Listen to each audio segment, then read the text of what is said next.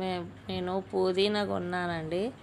పుదీనా కొనుక్కొని దాన్ని రెబ్బలన్నీ తెంపుకొని ఆకులన్నీ పచ్చడి చేసుకున్నాక ఆ కాడలన్నీ ఇక్కడ నాటిన. ఈ కాడలన్నీ మళ్ళీ ఆకులు వచ్చి ఇప్పటికి ఇది మూడోసారి కట్ చేస్తున్నాను. ఇక్కడ ఆకులు మంచిగా ఇంట్లో ఫ్రెష్గా ఎప్పుడంటే అప్పుడు దేంట్లో కావాలంటే దాంట్లో అందుబాటులో మంచిగా ఇంట్లోనే ఇలా పెంచుకోండి. మంచిగా చాలా మాకు దగ్గరలో ఇంట్లోనే దగ్గర మంచిగా అప్పటికప్పుడు ఇంట్లో వెళ్ళేటట్టు ఇట్లా నీళ్ళు పోస్తే మంచిగా పెరుగుతుంది. ఫ్రెష్ ఆకండి, ఏ మందులు వేయము, ఏది ఉండదు. చాలా వాసన స్మెల్ అయితే బాగా వస్తుంది. ఫ్రెష్ కదా అనండి, అందుకోసానికే చాలా బాగా వాసన వస్తుంది.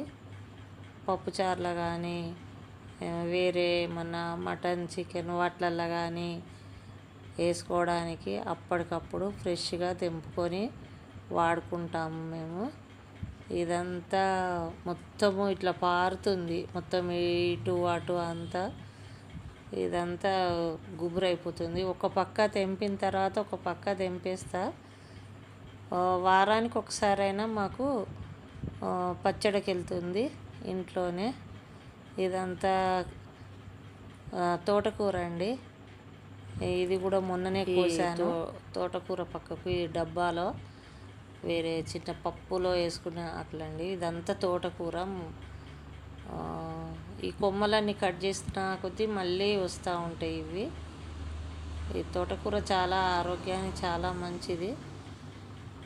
4 రోజులకు ఒకసారి కట్ చేస్తూ ఉంటే కొమ్మలు మంచిగా వస్తూ ఉన్నాయి. ఇది గ్రేప్ చెట్టు అండి, బ్లాక్ గ్రేప్.